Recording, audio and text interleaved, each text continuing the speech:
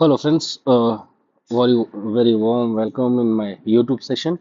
First of all, I'm really sorry for the delay of uploading this video. ये video 2 दिन पहले आ जानी थी, पर 2 दिन की थोड़ी व्यस्तताएं हो गई। एक तो स्वास्थ्य और दूसरा एक इम्पोर्टेंट केस आ गया था जो कि आदिवासी मामले से जुड़ा हुआ था, तो उसकी ड्राफ्टिंग और सारी चीज़ों में फोकस होना पड़ा। चलिए, आज की बात शुरू करते हैं। सबसे पहले कि आज हम पढ़ने क्या वाले हैं ये देख लें। तो आज हम पढ़ने वाले हैं इंडियन एविडेंस एक्ट का सेक्शन 2.1.d, जिसमें हम डॉक्यूमेंट को समझेंगे। इसमें हम इन पर्सपेक्टिव को कवर करेंगे, जैसे कि मीनिंग हो गया, उसके एक्सप्लेनेशन को देखेंगे। एक आईटी एक्ट था 2000 का, इंफॉर्मेशन टेक्नोलॉजी एक्ट, उसके आने के पहले और बाद में क्या क्या चेंजेस हुए वो हम देखेंगे। साथ ही साथ इंपॉर्टेंट सेक्शंस देखेंगे, बीएसए में कौन कौन से हैं। फिर हम देखेंगे कि important case laws, 4 case laws मैंने यहाँ पर समराइज किए हैं सिंस इंडिपेंडेंस टिल नाउ। हम डॉक्यूमेंट पर फोकस है, तो बनी बात है कि वो जो सुप्रीम कोर्ट के जजमेंट हैं वो लैंडमार्क होंगे, साथ ही साथ उनके अंदर कुछ ना कुछ रूलिंग मिलेगी। आज के समय में अभी सुप्रीम कोर्ट का अप्रोच क्या है, क्योंकि ये it is like something which is change because it is rational, so with the time supreme court also makes the change in their approach. अभी क्या चल रहा है हम वो देखेंगे और लास्ट में होगा कंक्लूजन। अगर आप बेयर एक्ट देखेंगे तो अभी जो बीएसए है, भारतीय साक्ष्य अधिनियम, पहले इंडियन एविडेंस एक्ट था, उसमें आप डॉक्यूमेंट के सेक्शन पर जाएंगे तो डॉक्यूमेंट के सेक्शन में डेफिनेशन आपसे बोलेगी कि डॉक्यूमेंट हर उस मैटर को बोलेंगे जिसमें कुछ एक्सप्रेस करने की, डिस्क्राइब करने की या भी किसी भी तरीके से रिकॉर्ड करने का एक पॉसिबिलिटी होता है। जैसे कि वो लेटर्स में हो सकता है रिकॉर्डिंग हो, फिगर्स में रिकॉर्डिंग हो, मार्क में रिकॉर्डिंग हो, या किसी और तरीके से हो सकता है कि पॉइंट्स में, ब्रेल लैंग्वेज में रिकॉर्डिंग हो। बहुत सारे कम्युनिकेशन के तरीके हो सकते हैं। By more than one of these means intended to be used or which may be used for the purpose of recording that matter and including electronic and digital record। जहाँ पर मैं डिजिटल रिकॉर्ड को highlight कर रहा हूँ, अभी explanation में चलेंगे तो इसका रीजन आपको क्लियर होगा। बेयर एक्ट में ही जो इलेस्ट्रेशन दिया गया है वो इलेस्ट्रेशन आप लोग देख सकते हैं, बट हम सीधे चलते हैं जो हमारे एक्सप्लेनेटरी पार्ट है, उसमें चीज़ें आपको ज़्यादा क्लियर होंगी। तो इसके पहले हमने, ठीक है, यहाँ तक देख लिया था। चलिए, तो फिर डॉक्यूमेंट शुरू करते हैं। दोस्तों, डॉक्यूमेंट है क्या, सबसे पहला सवाल ये आता है। लेकिन उससे भी पहले, why it is really important to understand for a lawyer और for any advocate who is practicing advocate and those aspirant people who want to become the judge or whatever post you need that you think that desired in your life। तो document को समझने से पहले इसकी आत्मा को समझिएगा। सबसे पहली बात आती है कि आज के समय में, if suppose you are going to become the judge in the current scenario, then you are going to deal with the situation which is prevailing nowadays। तो जो डॉक्यूमेंट है डिजिटल एज में और मॉडर्न कॉन्टेक्स्ट में, आप उसके साथ deal करने वाले हैं। एक सबसे बड़ा चैलेंज आपके सामने ये आएगा। सेक्शन तो क्लियर है, सेक्शन आपको याद भी हो जाएगा, कोई इश्यू नहीं है याद करने में। मीनिंग पर चलते हैं वर्ड टू वर्ड। डॉक्यूमेंट कहता है एनी मैटर, कुछ भी आप ले आओ ना, एनी मैटर जो कुछ एक्सप्रेस कर रहा हो, कुछ बता रहा हो, कुछ डिस्क्राइब कर रहा हो, एक्सप्लेन कर रहा हो, या किसी भी और तरीके से मदद कर रहा हो, कोई भी ऐसा मैटर। मैटर का मतलब कोई भी material, recorded upon any substance, किसी चीज पर लिखा हो वो मैटर।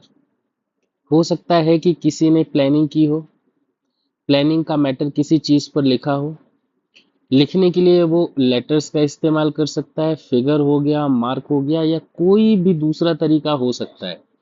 तो किसी सब्सटेंस में अगर कोई मैटर लिखा है जिसका इंटेंशन क्या है, इंटेंशन टू बी यूज्ड और विच मे बी यूज्ड, उसका इंटेंशन क्या है कि हम इस लिखे हुए को इस्तेमाल करेंगे या इस्तेमाल में कभी लाएंगे। for purpose of recording that matter and include electronic and digital record for purpose of recording that matter ऐसे मैटर को रिकॉर्ड पर लाना और इस तरीके के मैटर्स जो हैं चाहे वो हो सकता है इलेक्ट्रॉनिक रिकॉर्ड हो डिजिटल रिकॉर्ड हो फिजिकल रिकॉर्ड हो वो सारे के सारे जो रिकॉर्ड्स हैं वो सभी कोर्ट डॉक्यूमेंट की कैटेगरी में लाएगा। ये तो डेफिनेशन हो गई। अब एक जनरल सेंस में समझते हैं कि आखिरकार ऐसा है क्या क्या। देखिए अगर मैं राइटिंग रिकॉर्ड पर आता हूँ तो आप पेपर में कुछ लिखते हैं, मेटल में आप कुछ उकेरते हैं, मैप बनाते हैं या कोई प्लान बनाते हैं। जैसे कि इसके बहुत प्रेवलेंट एग्जांपल है सेल डीड या फिर हो गया विल या फिर हो गया कोई एग्रीमेंट, कॉन्ट्रैक्ट एक्ट में आपने एक एग्रीमेंट बनाया। तो ये सारी चीजें क्या है, ये राइटिंग डॉक्यूमेंट है। फिर आ गया ग्राफ, ग्राफ में फोटोग्राफ हो सकता है, वीडियोग्राफ हो सकता है।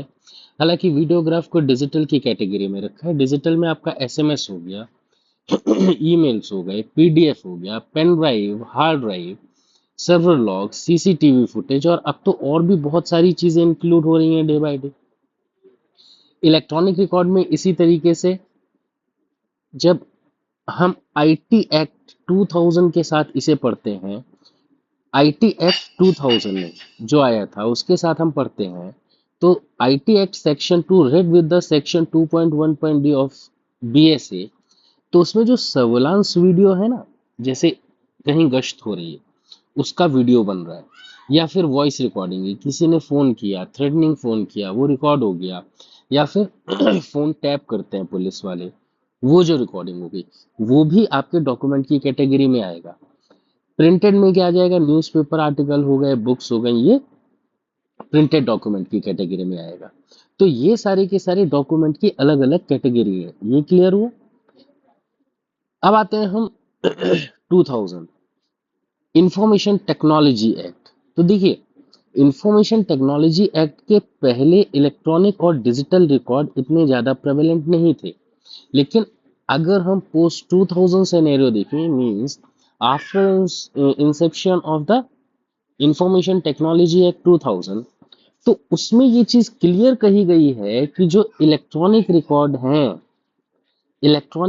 हैं वो भी डॉक्यूमेंट्री एविडेंस के अंडर कंसीडर किए जाएंगे।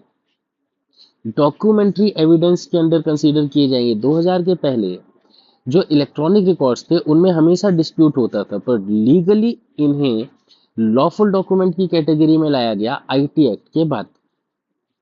यहां तक चीजें समझ आती हैं।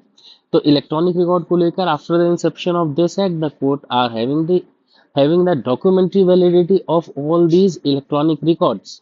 अच्छा, कोर्ट क्या करता है, जब भी आप कोई डॉक्यूमेंट प्रेजेंट करते हैं कोर्ट उन्हें प्रॉपर इंस्पेक्ट करता है। ठीक है, प्रॉपर इंस्पेक्शन करता है कि उस डॉक्यूमेंट की रेलेवेंसी, ट्रूथफुलनेस, जेन्युइनिटी, ये सब चीजें सही है या नहीं। अब देखो एक एग्जांपल से समझते हैं।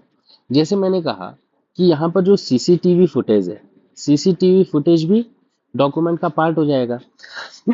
अब दिल्ली में कोई बिल्डिंग है, ए बिल्डिंग, वहां पर सीसीटीवी फुटेज लगा है, उसके बगल से एक रोड जा रही है, इस रोड में कुछ भी क्राइम हुआ। अब क्राइम की जब इन्वेस्टिगेशन हुई तो वहां के जो इन्वेस्टिगेटिंग ऑफिसर हैं वो उस बिल्डिंग वाले के पास गए और उससे बोले कि आप सीसीटीवी फुटेज दिखाइए। उसने दिखा दिया, उसके डेटाबेस में सीसीटीवी फुटेज सेव था। उन्होंने बोला कि ये 10 मिनट की क्लिप हमें काट कर दे दीजिए, और वो अपनी पेन ड्राइव लेकर गए। वो पेन ड्राइव में जाकर वो क्लिप लेकर आ गए। लेकिन ये जो पूरा सीसीटीवी फुटेज है, ठीक है, क्लोज्ड सर्कल टेलीविजन नेटवर्क का जो फुटेज है, ये रिकॉर्ड कहाँ हुआ है, ए बिल्डिंग में। तो प्राइमरली ये कहां पर सेव है, ए बिल्डिंग में। लेकिन अगर पुलिस यहां से लेकर आ रही है तो उसकी कॉपी बना ली है पुलिस ने, उस ओरिजिनल की कॉपी बना ली है। हमेशा जो ओरिजिनल डॉक्यूमेंट होता है उसे हम कहते हैं प्राइमरी डॉक्यूमेंट, और जो कॉपीड डॉक्यूमेंट है उसे हम कहते हैं सेकेंडरी डॉक्यूमेंट। और कोर्ट हमेशा ये करती है ज्यादातर मामलों में कि सेकेंडरी डॉक्यूमेंट जो है, सेकेंडरी डॉक्यूमेंट को चेक करने के लिए वो प्राइमरी डॉक्यूमेंट का सोर्स ढूंढती है।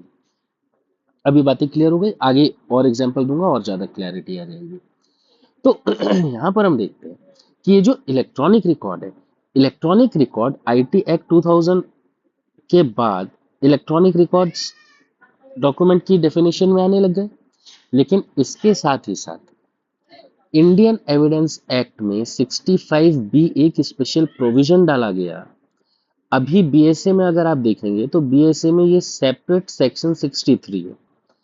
Indian evidence act section 65 B में एक प्रोविजन इंड्यूस किया गया जिसमें ये कहा गया कि कभी भी अगर इलेक्ट्रॉनिक रिकॉर्ड आप जमा करेंगे तो इसके लिए कुछ स्पेशल प्रोविजन है, और उसमें से इंपॉर्टेंट प्रोविजन है कि 65 बी का आप एक सर्टिफिकेट लगाएंगे। अब जैसे इस वाले केस में जब पुलिस ने ये क्लिपिंग ली तो वो सीसीटीवी फुटेज जिस भी ऑर्गेनाइजेशन के अंडर में है वो ऑर्गेनाइजेशन एक सर्टिफिकेट 65 बी जनरेट करेगी जिसमें वो लिखेगी कि ये सीसीटीवी फुटेज इस कैमरे में कैद हुआ था, ये उसके टेक्निकल स्पेसिफिकेशंस हैं। और उसके बाद वो जेनिटी इंश्योर करने के बाद फिर जब पुलिस पेन ड्राइव प्रस्तुत करेगी, जब एडमिट करवाएगी, उसके साथ साथ सर्टिफिकेट 65 भी एडमिट करवाएगी।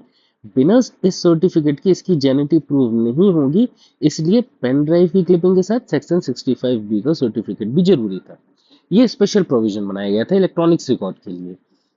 अगर आज के समय में आप बीएसए देखते हैं, है ना, तो बीएसए में इंपॉर्टेंट सेक्शन डॉक्यूमेंट को लेकर क्या है, एक तो जो अभी हम पढ़ रहे हैं 2.1.d, इसके अलावा सेक्शन है section 22। It is pertains for the proof of the content of document। Section 61 to 64 primary and the secondary evidence rule. मैंने अभी थोड़ा सा प्राइमरी और सेकेंडरी एविडेंस आपको यहाँ पर समझाने की कोशिश की। I hope you will well understood by this only for certain context. जब हम इस पॉइंट पर चलेंगे सेक्शन 61 से 64 डील करेंगे तो हम खूब डेप्थ में जाकर उसे कवर करेंगे। Right now I just want to touch it and proceed ahead. Section 61 से 64 तक प्राइमरी और सेकेंडरी एविडेंस रूल क्लियर हो गया, ये भी डॉक्यूमेंट से जुड़ा हुआ है। सेक्शन 63 अभी मैंने बताया था, admissibility of the electronic record. Previously it was under section 65 B of the Indian evidence act and it was the separate section which is induced after IT act 2000। तो इन सब की जरूरतें क्यों पड़ी वो भी क्लियर आपको होना चाहिए कि आखिरकार उसकी नीड क्यों थी। फिर आते हैं सेक्शन 64 में। Section 64 proof of electronic records. तो ये जो सेक्शन है सेक्शन 21D के अलावा ये सेक्शंस आपके भारतीय साक्ष्य अधिनियम के वो सेक्शन है जो कि डॉक्यूमेंट को कहीं ना कहीं से बाय 1 और बाय 100 कवर करते हैं। चलो अब हम आ जाते हैं इंपॉर्टेंट केस लॉस पर। तो 1950 के बाद से हमारे यहाँ टेलीविजन वगैरह था, लेकिन वो टेलीविजन में एज अ डॉक्यूमेंट आप क्या ही निकाल लोगे। मेन जो शुरुआत हुई वो हुई 1980s के बाद जब टेप रिकॉर्डिंग शुरू हुई। ठीक है, तो 85 का एक केस है राम सिंह वर्सेस कर्नल राम सिंह। इसमें इस बात पर जोर दिया गया कि केस के दौरान जब टेप रिकॉर्डिंग जमा हुई तो क्वेश्चन ये आया कि उस समय इंडियन एविडेंस एक्ट चलता था। इंडियन एविडेंस एक्ट में जो डॉक्यूमेंट की कैटेगरी थी, डॉक्यूमेंट की कैटेगरी में कहीं पर भी ये रिकॉर्डेड टेप वगैरह का तो जिक्र ही नहीं था।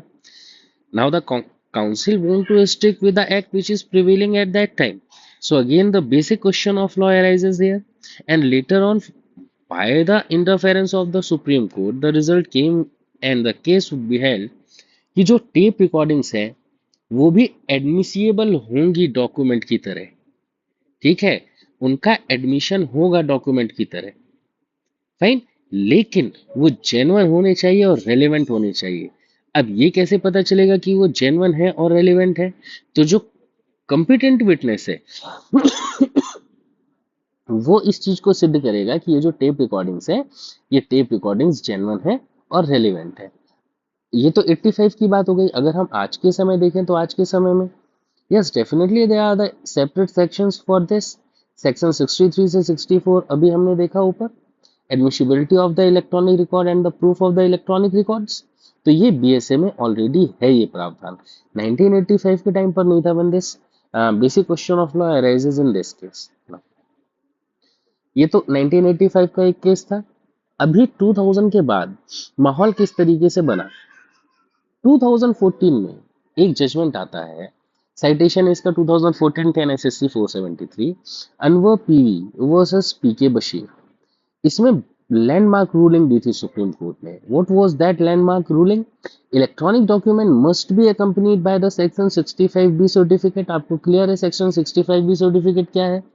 If anyone want to admissible the document, so unless the council or the party not producing section 65B certificate, then the generous and the inception of that document is still in question। तो भाई 2014 में supreme court ने कहा Anwar versus Bashir के case में कि आप 65B का सर्टिफिकेट जमा करिए अगर आपको डिजिटल रिकॉर्ड जमा करना है या इलेक्ट्रॉनिक रिकॉर्ड जमा करना है। क्यों? क्योंकि डिजिटल रिकॉर्ड या इलेक्ट्रॉनिक रिकॉर्ड आप हो सकता है सीडी में दे दें, हो सकता है फ्लॉपी में दे दें, हो सकता है पेन ड्राइव में दे दें, बट आप कहीं से लेकर आएंगे ना वो कंटेंट उसमें, तो वो प्राइमरी तो होगा नहीं, क्योंकि प्राइमरी तो वहां पर होता है जहां पर ओरिजिन ऑफ सोर्स है। ये सेकेंडरी रिकॉर्ड्स होंगे और फिर उसके बाद प्राइमरी और सेकेंडरी रिकॉर्ड इन दोनों के डिस्प्यूट की वजह से सेक्शन 65B आया। ठीक है, क्लियर हो रहा है? ओरिजिनल सोर्स कहीं और है डिजिटल या इलेक्ट्रॉनिक रिकॉर्ड का, आप उसे उसकी ट्रांसक्रिप्ट लेकर आ रहे हैं तो 65B का सर्टिफिकेट लेकर आइए जो ये बताए कि हाँ ये ओरिजिनल सोर्स में आपको मिलेगी ये चीजें। 2015 में Tommaso Bruno versus state of UP, 2015 7 SSC 178। इस केस लॉ में ये एम्फेसाइज किया गया कि क्या सीसीटीवी फुटेज इंपॉर्टेंट है। अगर किसी एक क्राइम में सीसीटीवी फुटेज इन्वॉल्व मतलब सीसीटीवी फुटेज की रिकॉर्डिंग है बट वो रिकॉर्डिंग जमा नहीं की गई पुलिस के द्वारा या किसी के भी द्वारा, तो Bruno versus state of UP में इस बात को बिल्कुल क्लियर कहा गया कि अगर इलेक्ट्रॉनिक एविडेंस किसी केस का अवेलेबल है और उसे प्रोड्यूस नहीं किया जाता तो ये एडवर्स इन्फेरेंस माना जाएगा under section 114 of Indian evidence act. Adverse inference क्या होता है? अगर आपने कोई सबूत प्रस्तुत नहीं किया है तो वो आपके अगेंस्ट जाएगा। पुलिस ने अगर सीसीटीवी फुटेज प्रेजेंट नहीं किया, पुलिस के पास ये सीसीटीवी फुटेज था जो कि एक डिजिटल रिकॉर्ड का रूप है, तो ये माना जाएगा कि पुलिस इसे छुपाने की कोशिश कर रही है। ठीक है, एडवर्स इन्फेरेंस क्लियर है?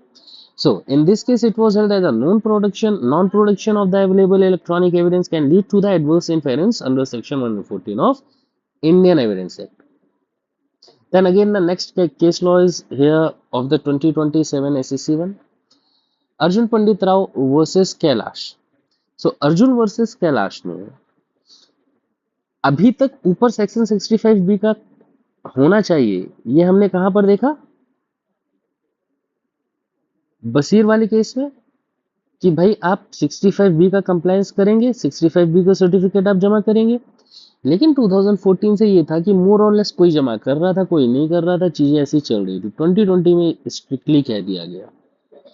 2020 में अब एक मजेदार बात बताऊंगा। 2020 में स्ट्रिक्टली कह दिया गया अर्जुन वर्सेस कैलाश में कि सेक्शन 65B के सर्टिफिकेट का कंप्लायंस स्ट्रिक्टली करना पड़ेगा अगर इलेक्ट्रॉनिक रिकॉर्ड या डिजिटल रिकॉर्ड या डॉक्यूमेंट जमा किया जा रहा है। तो अगर 65B के सर्टिफिकेट के बिना ऐसा कोई एविडेंस आता है तो उसे कोर्ट में एडमिशिएबल नहीं माना जाएगा unless the original device is produced. या तो आप 65B का सर्टिफिकेट के साथ आप उसकी ट्रांसक्रिप्ट जमा कर दें या फिर वीडियोग्राफी जमा कर दें या उसकी कॉपी जमा कर दें, या फिर आप ओरिजिनल सोर्स प्रेजेंट करें। ओरिजिनल सोर्स में देखा जाएगा कि वो है कि नहीं।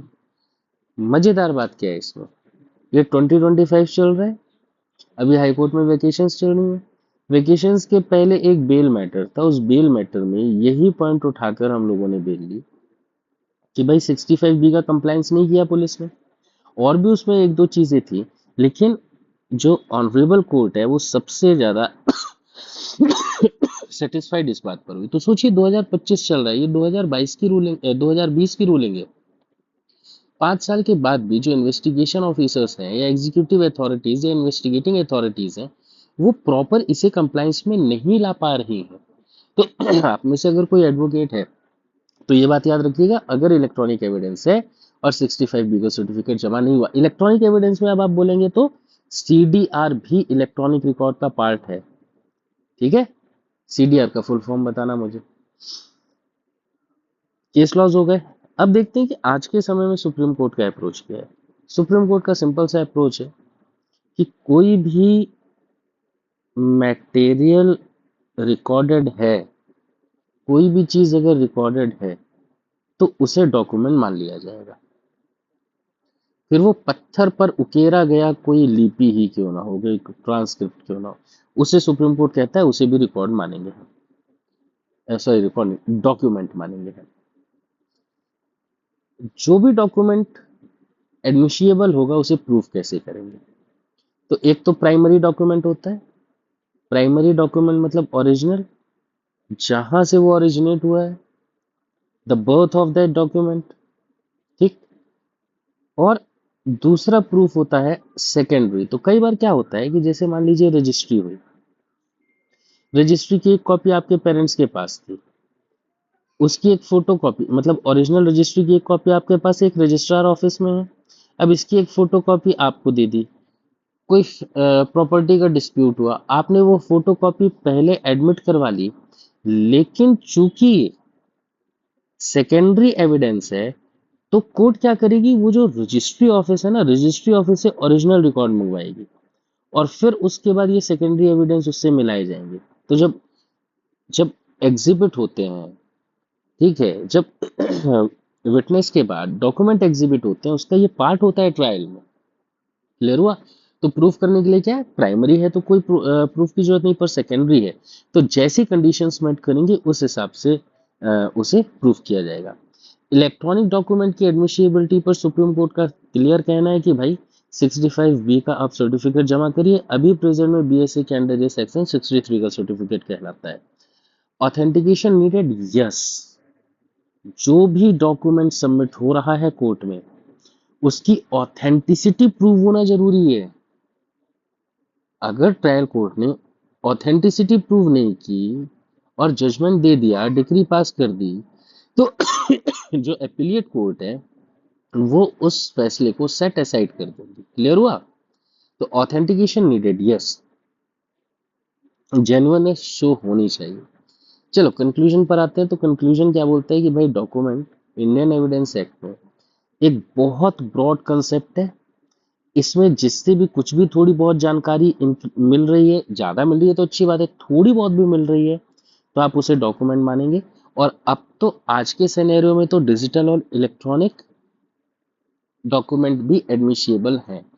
इलेक्ट्रॉनिक डॉक्यूमेंट जब भी आप सबमिट करेंगे 65B का सर्टिफिकेट जमा करेंगे, 65B अंडर IAA और 63 under BSA। Any documentary evidence must be, क्या होना चाहिए, it must be relevant. Relevant नहीं है नल एंड वॉइड हो जाएगा। एडमिशिएबल, कोर्ट में एडमिट होना चाहिए, कोर्ट में एडमिट नहीं हुआ है null and void. Properly prove होना चाहिए, जैसे अभी हमने ऊपर देखा रजिस्ट्री के मामले में, ठीक है, या कई बार रजिस्टर्ड विल भी होती है उनके मामले में सेम। ठीक है, तो जितने भी ऐसे डॉक्यूमेंट है प्रॉपरली प्रूव होने चाहिए। अगर वो प्रॉपरली प्रूव नहीं हुए then again it would become null and void. Clear? चलो, तो ये था डॉक्यूमेंट का। नेक्स्ट क्लास में हम उठाते हैं एविडेंस को। मजा आएगी, एविडेंस में थोड़ा सा लंबा जाएंगे। कोई भी डाउट हो, कोई भी इशू हो, प्लीज शेयर करिए कमेंट सेक्शन में, मैं उसे एक्सप्लेन करूंगा। Thank you, take care, have a great day ahead.